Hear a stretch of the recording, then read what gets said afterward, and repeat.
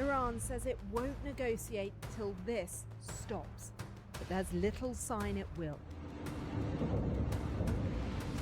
Another big Israeli attack, this one on the city of Avaz. In Isfahan, another strike on one of the crown jewels of Iran's nuclear program.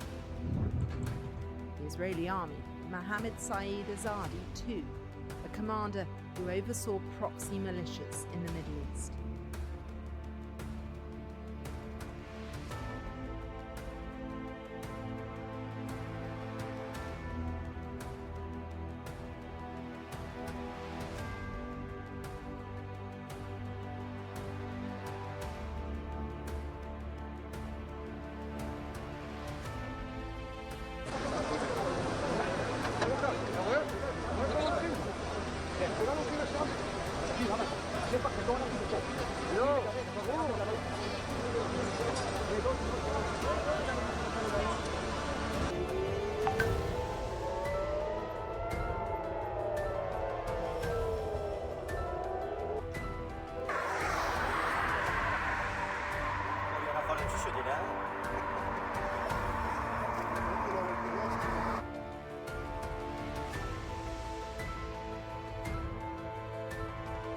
Tengah malam di Israel berubah menjadi ladang api ketika ratusan rudal dan drone Iran membelah langit tanpa peringatan, menembus sistem pertahanan yang selama ini dipercaya tak terkalahkan, yaitu Iron Dome. Di balik sirene yang meraung dan langit yang menyala, warga berlari, rumah runtuh, dan dunia terdiam menyaksikan pecahnya konflik yang bisa mengubah peta geopolitik Timur Tengah. Tapi apakah ini hanya pembalasan sesaat, atau awal dari perang yang tak bisa lagi dicegah?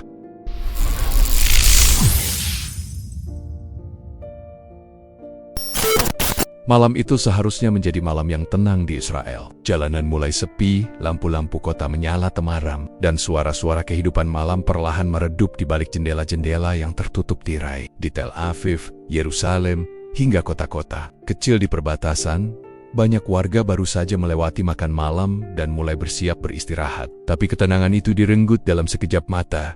Tepat setelah tengah malam, sirena peringatan meledak nyaring, serentak di seluruh penjuru negeri. Bukan satu, bukan dua, tetapi puluhan suara peringatan melolong keras dari Yerusalem, Tel Aviv, Haifa, hingga Beersheba. Nada alarm yang biasanya diasosiasikan dengan latihan rutin kini berubah menjadi penanda mimpi buruk yang sangat nyata. Tidak ada yang sempat berpikir panjang, insting bertahan hidup mengambil alih. Orang tua menggenggam tangan anak-anak mereka, berlari ke tempat perlindungan. Lantai bawah tanah, ruangan tertutup, ruang tamu yang sudah disiapkan untuk kondisi darurat apa saja yang bisa memberi sedikit rasa aman. Dan kemudian, langit pun meledak. Kilatan cahaya pertama terlihat seperti sambaran petir yang terlambat menyapa musim. Tapi kilatan itu tak datang sendiri. Ratusan kilatan lainnya muncul bersamaan, menyilaukan langit malam yang biasanya gelap dan diam. Suara gemuruh pun menyusul dentuman yang bukan berasal dari badai, tapi dari sistem pertahanan udara Iron Dome yang menembakkan rudal intersepsi ke segala penjuru. Menurut pernyataan resmi dari IDF Israel Defense Forces yang dirilis melalui kanal komunikasi darurat, serangan rudal dan drone diluncurkan oleh Iran dalam skala yang belum pernah terjadi sebelumnya, dengan target menyeluruh terhadap infrastruktur dan wilayah populasi. Sistem Iron Dome, yang selama ini dianggap sebagai dinding tak terlihat bagi negara itu, tampak kewalahan. Kecepatan dan jumlah proyektil yang menyerang membuat para operator kesulitan memetakan titik intersepsi secara tepat waktu. Ponyak Rudal berhasil dihentikan di udara, tetapi tidak sedikit pula yang berhasil lolos. Saksi mata yang berada di pusat Tel Aviv menggambarkan situasi mengerikan itu. Langit seperti terbakar. Ada begitu banyak cahaya terang seperti kembang api, tapi setiap kilat diikuti ledakan yang mengguncang dinding apartemen kami. Ujar Dalia Maya, seorang guru sekolah dasar yang tinggal di lantai 5 sebuah gedung tua di distrik Nifsedek. Kami semua merapat di lorong, anak-anak menangis, dan orang-orang dewasa tidak tahu harus berkata apa. Kami hanya menunggu dentuman berikutnya. Suasana kota berubah drastis dalam waktu kurang dari 10 menit. Jalanan dipenuhi suara rem, jeritan, dan tangisan. Di beberapa tempat, lampu padam mendadak karena sambungan listrik terganggu oleh getaran. Suara pesawat jet militer yang membelah langit menambah kegaduhan di atas tanah yang sudah penuh kecemasan. Koresponden lokal dari Haaretz melaporkan bahwa lebih dari 100 drone dan rudal dikerahkan dalam serangan tersebut. Meskipun tidak semua berhasil mencapai target, tekanan serangan yang datang dalam gelombang membuat waktu reaksi dan sistem pertahanan kewalahan. Sumber resmi dari Kementerian Pertahanan Israel mencatat bahwa ini adalah serangan langsung terbesar yang pernah dilancarkan Iran ke wilayah Israel, dan merupakan peningkatan besar dari ketegangan yang telah berlangsung selama bertahun-tahun. Di Yerusalem, tempat yang menyimpan banyak luka sejarah, masyarakat juga terguncang. Di kawasan Gilo dan Hernov, warga yang semula mengabaikan sirena karena terbiasa dengan alarm palsu kini sadar bahwa malam itu berbeda. Mereka menyaksikan dari balkon beberapa dengan ponsel di tangan, merekam langit saat kilatan cahaya membelah. Malam dan suara keras menggema dari arah barat daya.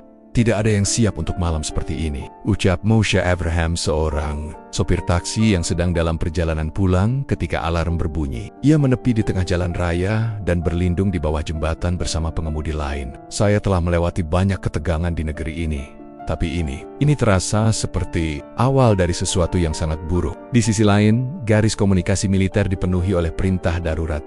Pusat Komando Israel beroperasi penuh. Para pejabat tinggi, termasuk Perdana Menteri, dikabarkan langsung menuju pusat pengendalian krisis. Di media sosial, potongan video dari ledakan, alarm, dan warga yang berlarian menyebar luas dalam hitungan detik. Twitter dan Telegram menjadi pusat berbagi kabar, banyak di antaranya dengan narasi penuh ketakutan dan kemarahan. Ini bukan hanya serangan fisik, kata seorang analis militer di Channel 30 in Israel. Ini adalah pesan Iran ingin menunjukkan bahwa mereka tidak akan lagi menunggu. Mereka telah menyiapkan segalanya dengan matang.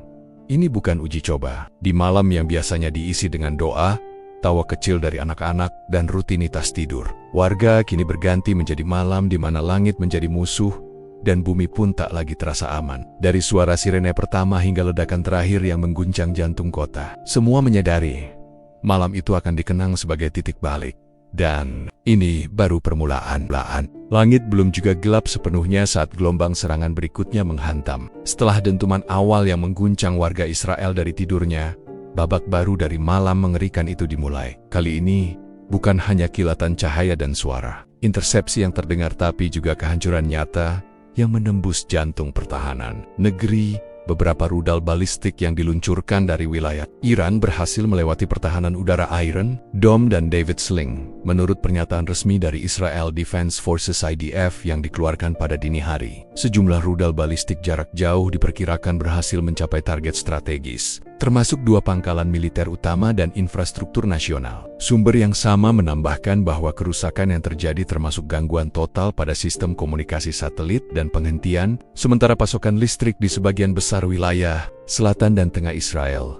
Tel Aviv menjadi salah satu kota yang mengalami dampak paling mencolok. Di daerah Petah Tikvah, sebuah ledakan besar mengguncang fasilitas logistik militer. Sementara di Beersheva, pusat kendali drone milik militer dilaporkan terkena dampak langsung, memicu kebakaran hebat yang baru berhasil dikendalikan setelah lebih dari 2 jam oleh tim pemadam gabungan dari militer dan sipil. Dalam video yang beredar luas di platform Telegram dan X, sebelumnya Twitter, terlihat ledakan besar di pangkalan militer Negev. Api menjulang tinggi di tengah malam, membakar tidak hanya fasilitas logistik, tetapi juga menghancurkan sejumlah kendaraan tempur yang diparkir di lapangan terbuka. Para petugas medis militer yang berada di lokasi sempat memberikan pertolongan pertama di bawah desingan sirena lanjutan dan ledakan susulan.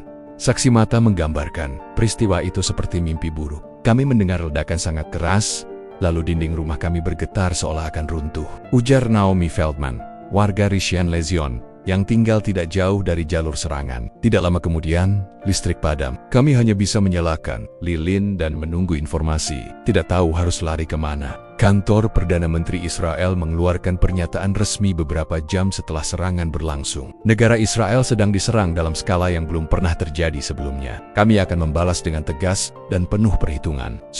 Unit siaga penuh.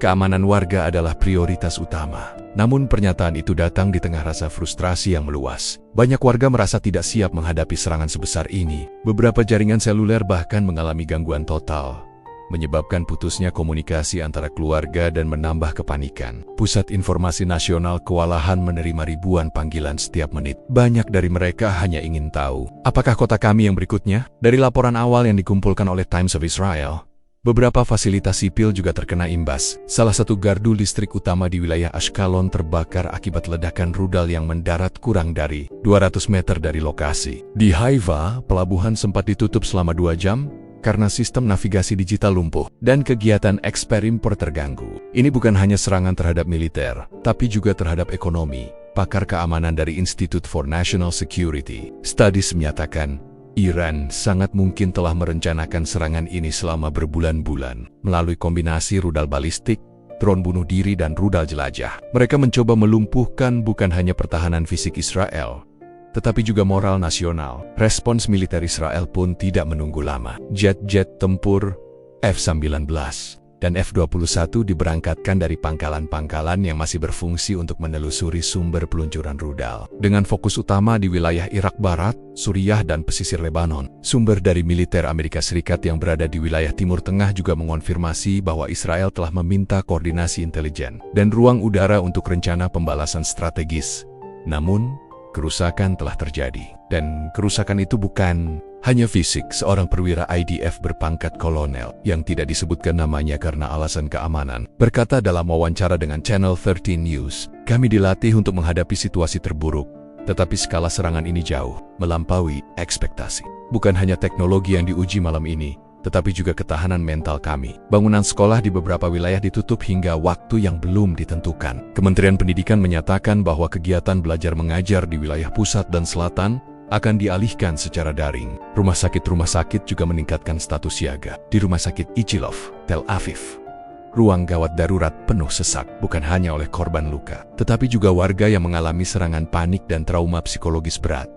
Dalam semalam, warga Israel menyaksikan langsung bahwa lapisan pertahanan teknologi yang selama ini mereka andalkan tidak sepenuhnya kebal. Iron Dome berhasil mencegat sebagian besar rudal dan drone, tetapi bukan semuanya. Ini adalah momen krusial, ujar seorang pakar geopolitik dari Universitas Tel Aviv. Israel harus mengevaluasi bukan hanya sistem pertahanannya, tetapi juga strategi hubungan luar negerinya yang selama ini dianggap terlalu ofensif terhadap poros Timur. Bersamaan dengan kecaman internasional yang mulai bermunculan, Dewan Keamanan PBB mengumumkan akan menggelar sidang darurat dalam waktu 24 jam. Pemerintah Iran belum mengeluarkan pernyataan resmi malam itu, tetapi media pemerintah Iran seperti Press TV dan Tasnim News Agency merilis video yang menampilkan pasukan IRGC Islamic Revolutionary Guard Corps bersorak atas keberhasilan strategis menembus pertahanan Zionis. Malam masih panjang dan guncangan belum berakhir, tetapi satu hal sudah pasti.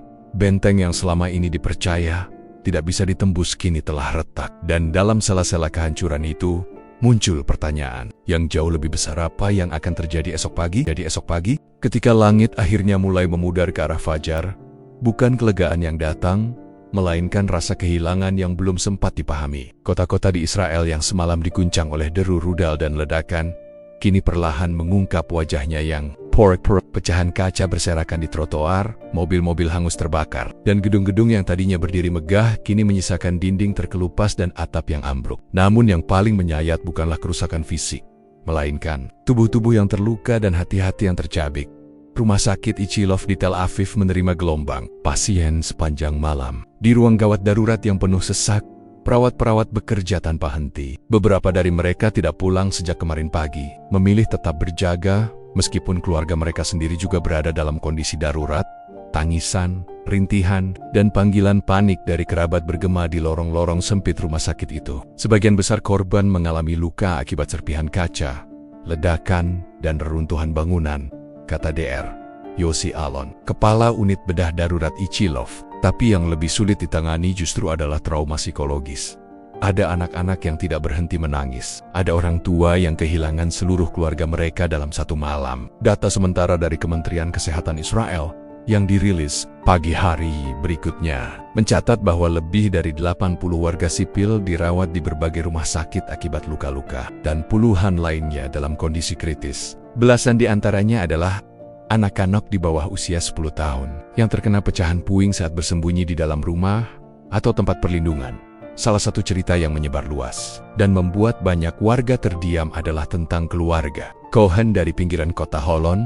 Ledakan rudal menyebabkan dinding rumah mereka runtuh. Ibu mereka, Sarah, berhasil menyelamatkan dua anaknya ke ruang bawah tanah. Tapi sang ayah, Daniel, tertimpa reruntuhan saat mencoba menutup pintu depan. Ketika tim penyelamat datang beberapa jam kemudian, tubuhnya ditemukan tak bernyawa, Sementara anak-anaknya duduk memeluk sang ibu, menolak berbicara sepatah kata pun.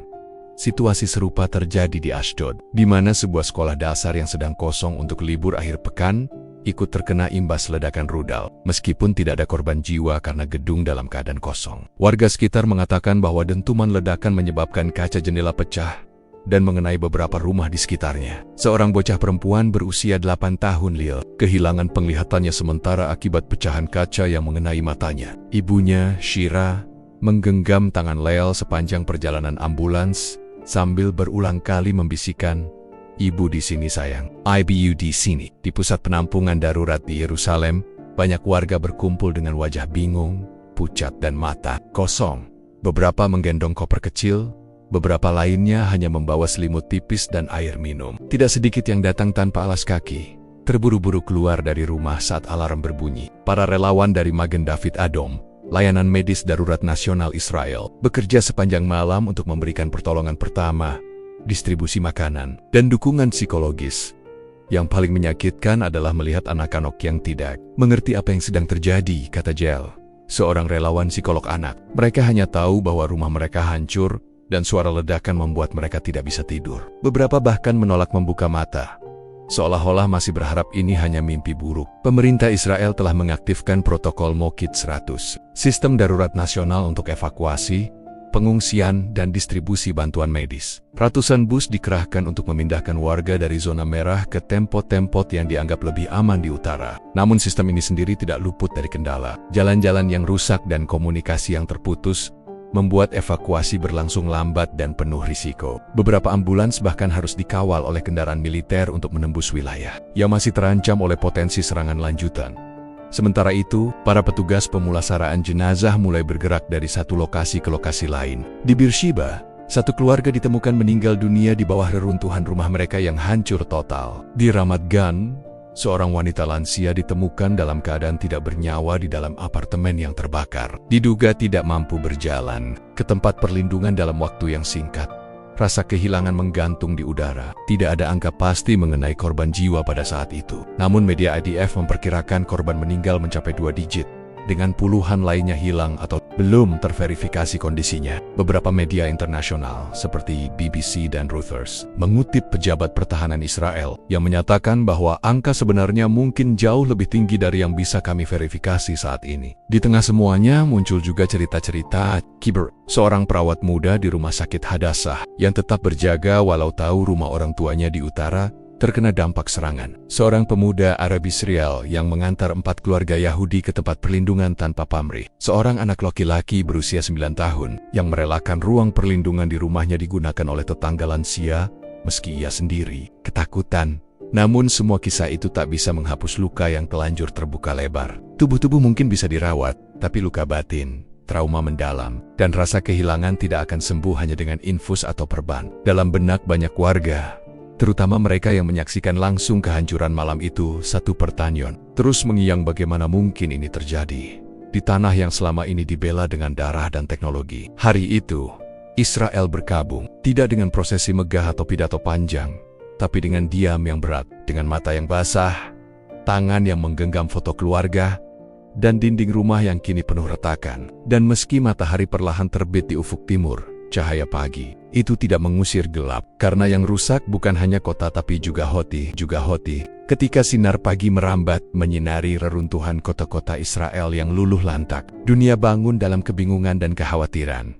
Peta politik Timur Tengah berubah dalam semalam. Satu serangan terstruktur, masif, dan belum pernah terjadi. Sebelumnya menghapus batas antara provokasi dan perang terbuka. Dunia pun terbelah antara yang mengecam, yang membela, dan yang memilih diam dalam kecemasan.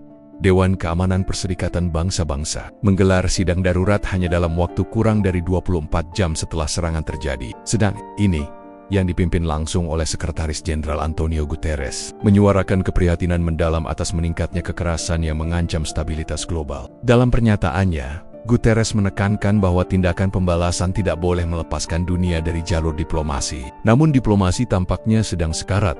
Pemerintah Amerika Serikat secara tegas menyatakan bahwa mereka berdiri di belakang Israel. Presiden Amerika dalam pidatonya yang disiarkan langsung mengatakan, "Serangan terhadap sekutu kami adalah serangan terhadap tatanan dunia yang kami perjuangkan. Beberapa jam setelah pernyataan itu, kapal induk AS kembali dikerahkan ke laut Mediterania Timur, dan sistem pertahanan tambahan dikirim ke pangkalan-pangkalan militer di wilayah Teluk.